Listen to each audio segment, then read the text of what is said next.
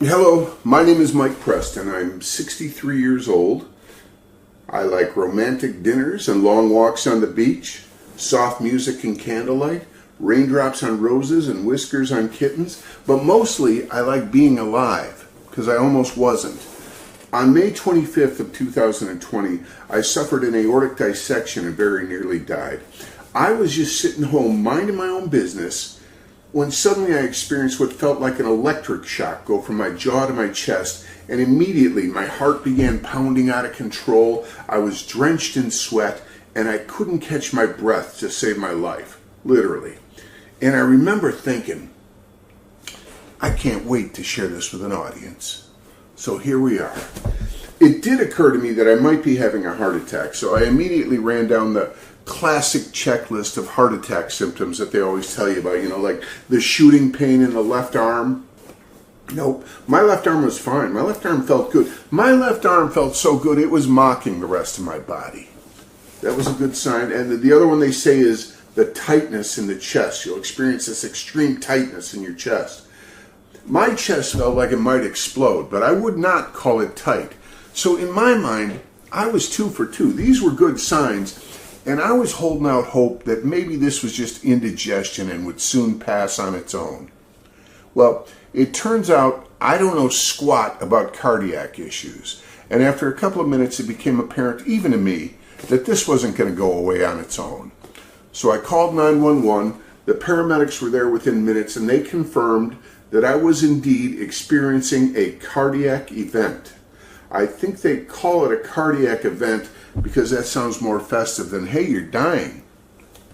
But they gave me some nitroglycerin and whisked me off to the nearest hospital, which happened to be in McHenry, Illinois. That's where I met Dilaudid and fell in love. Turns out Dilaudid is the festive ingredient in any cardiac event.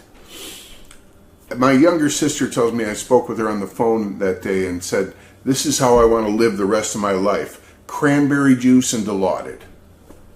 I don't remember saying that, but it does sound like me. I do remember feeling very good and very talkative. I was even kind enough to share some of my medical insight with the team of attending physicians, because Dilaudid makes you brilliant, and I had this theory about how all my problems were probably related to this abscess tooth I used to have, and if we could just call in a good oral surgeon, I think we could clear this whole mess up. Well, I guess these doctors are trained to be polite, because nobody told me to shut up. One guy even said, well, that's a good theory and everything, but we got all these machines and tests, so we're probably just going to do it our way. Whatever, you try and help people. The general consensus was that I probably had a heart attack. They'd put in a couple of stents and I'd be good as new. But before they did that, they wanted to run me downstairs for a CAT scan so they could see exactly what they were dealing with. And I remember when they wheeled me down for the CAT scan, there was a lot of chatter and laughter and witty banter, because apparently when I'm on Dilaudid, I'm a real hoot. But then when they did the CAT scan, the laughter just kind of dried up, and when they wheeled me back to my room, nobody was saying anything. And even in my drugged up state, I could tell things had taken a very serious turn. Then there was a big flurry of activity with all the signing of power of attorney and next of kin and all that. And they informed me they were going to have to transfer me to Chicago immediately. And all I could picture were those old episodes of MASH where the stretcher is attached to the outside of the helicopter. And I was saying, no, let's not get crazy here. Let's drive. They weren't listening to me at that point, but apparently weather conditions were not conducive to flying, so we did in fact take an ambulance to Chicago. I don't remember that. I don't remember anything until they woke me up and asked me if I knew where I was. And I'm like, well, let's see. I'm flat on my back, surrounded by people in surgical garb. I'm gonna go out on a limb and say hospital. Or as I sounded at the time, hospital. And they said, yeah, but do you know which hospital you're in? McHenry? No, you're in Chicago. Really? Do you know why you're here? Hernia? And in my defense, normally when I wake up in the hospital, hernia is the correct answer, but this time, no. And they started explaining to me how I had had an aneurysm on my aorta that burst and shredded everything, and the aorta is the main artery that carries oxygenated blood back to the circulatory system and blah, blah. And meanwhile, I'm laying there thinking, When did McHenry become part of Chicago? And why did they have to cut my chest open to fix a hernia? That's not how I would have done it. What I eventually learned was that a team of surgeons had operated on me for 12 hours. Then I spent 5 days on a ventilator, and then they woke me up and asked me if I knew where I was. So I didn't have to go through all those hours and days of waiting and wondering if I was going to pull through like my friends and family did. I just got knocked out, and when I woke up, I had a cool new scar. The gravity of the situation didn't really sink in until later when they gave me my phone. I was too weak to hold it and dial numbers, but they propped it up in front of me so I could scroll through and read messages. And there were all these messages from friends and family and people who had been praying for me and were so relieved that I had pulled through that it occurred to me, I think something pretty big happened. And I'm probably not going home anytime soon. My memories of those days in the ICU are pretty murky and filled with delusions and hallucinations. But I'll tell you this, when you have AFib and they have to keep zapping you over and over again to get you into a regular heart rhythm, that is the least festive component of any cardiac event. They would zap me and I would be laying there thinking how incredibly painful it is in every fiber of my body, and how can they be allowed to do this to people? And then a couple minutes later, they'd say, "Oh, sorry, Mike, we got to do it again." No, you don't. No. Listen, I don't mind having an irregular heartbeat. I'm an irregular guy. Ask around. Boosh. Oh, what the hell is wrong with you people? The electroshock was the only real pain I experienced, but the rest of the time, I was so dry and thirsty that it was excruciating. I would beg the nurses to please give me a drink of water, but they wouldn't do it. They were afraid I would choke. And I'd say, I won't choke. I know how to drink. Ask around. There are stories. But they wouldn't do it. They suspected I didn't know squat about respiratory issues. Occasionally, one of them would take pity on me and use one of those foam rubber swabs and a glass of ice water or ginger ale and swab down my gums and tongue, and that was like manna from heaven. If you're ever in the ICU, ask for the ginger ale gum rub. It's not as dirty as it sounds. So, I gotta say, Northwestern Hospital in Chicago, everyone was just wonderful, just staffed by angels, just a great group of people. And I tried to be nice in return, and most of the time I was, up until the night they transferred me out of ICU. I don't know if my happy drugs were wearing off or if irritability was just a milestone on my road to recovery, but I did not deal well with the change.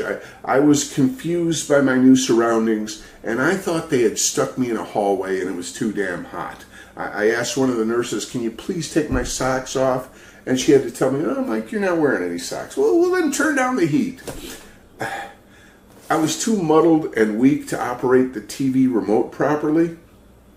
So the movie Ocean's 11 played over and over and over on an endless loop. That was almost as bad as the electroshock. I was trying to keep it together, but I finally had enough. I managed to press the call button for the nurse, and when she showed up, I said, "Look, you guys have been great, but I'm going to take it from here. If you could just notify the front office people to start getting my discharge paperwork together, that'd be great." And she said, "Well, it's 2 o'clock in the morning. There's no front office people here right now." I said, "Okay, first thing tomorrow." And I guess she forgot because the next nurse on duty had no idea what I was talking about. I said, "I got to get out of here." And she said, "Mike, you can't even walk." "That's okay. I'll manage." In my mind, I seriously thought that if they could get a couple of the orderlies to lower me to the ground, I could manage to crawl out of that joint. Once again, my medical insight proved to be a little bit lacking. And I don't know if they pumped some happy drugs into me or if I just grew out of that phase, but I eventually calmed down and decided to stay. But I never want to see Ocean's 11 again. As I mentioned, I wasn't really in any pain, but there were a couple of things making me uncomfortable. One of them was the fact that I hadn't been able to bathe or shower properly in what seemed like forever. And I had longer hair at the time, and I was kind of obsessive about keeping it clean. So now that it was dirty and matted, it was just driving me nuts. Well, One night, a couple of the nurses' aides had some time on their hands, so they brought one of those dry chemical shampoo caps up, and they cleaned my hair, and they brought an electric razor, and they trimmed up my facial hair, and then they just sat with me and talked and told stories and joked and laughed for a couple hours. It was like a little makeover slumber party. And it went a long way towards healing my mental health, which I didn't even realize had been so damaged at that point. But you have to remember, this was during COVID, so I was not allowed any visitors. The only human contact I had was with people wearing masks who were either electrocuting me or sticking needles in me. So this non-medical human interaction went a long way towards making me feel like a person and not a slab of meat laying in a bed. Eventually, I started hearing talk about being discharged and sent to another facility for physical rehabilitation. And on June 10th, they transferred me to a place in Woodstock, Illinois. So I wasn't home yet, but I was getting closer and it felt good. Again, staffed by an army of medical angels, wonderful people, wonderful facility. But all I wanted was to go home and sleep in my own bed. Unfortunately, I still had that little problem not being able to walk, And people who've been through this always say, I had to learn how to walk again. Well, I didn't have to learn how to walk. I know how you walk. You stand up and you put one foot in front of the other one. I just couldn't do it. And I had a hard time believing that these little physical therapy sessions were going to do anything to change that. But I was trying to be a team player. I was stuck there. It's not like I could call in sick. So I went along with the game plan, and as it turns out, I don't know squat about physical therapy because gradually I started to improve. And on June 25th, exactly 1 month from the day my problem started, I got discharged and got to go home. I was still using the walker, but I could wash my hair in the sink. I could go to the bathroom by myself without the pit crew standing by. I could sit in a lawn chair out in the driveway and receive visitors. It was heaven. It was wonderful. So I began outpatient physical therapy. And that was going well. After a couple of weeks, I was able to ditch the walker and walk on my own. And I was enjoying the physical therapy and improving. But my blood pressure was high and it kept going up and we couldn't get it to stabilize. Finally, at the end of September, after a week of what I thought was a sinus infection, I went to the emergency room and found out I had had a stroke. Once again, all the doctors, everyone telling me how lucky I was that there wasn't more damage. And, they always show you that MRI, whatever it is, the x-ray of your brain and point out things like you're supposed to understand what they're... See, this light gray area here is supposed to be like the dark gray area. Oh, yeah, that would be better, And there's a storm front moving in over Cleveland. Look at that. But bottom line, I can still walk and talk, and the part of the brain that controls sarcasm has not been affected. Bless us, everyone. I was only in the hospital for 5 days that time. But when I got home, all the progress I had made physically had been wiped out. And I had to start over from ground zero on rebuilding my physical stamina. And that's pretty much been the game plan ever since.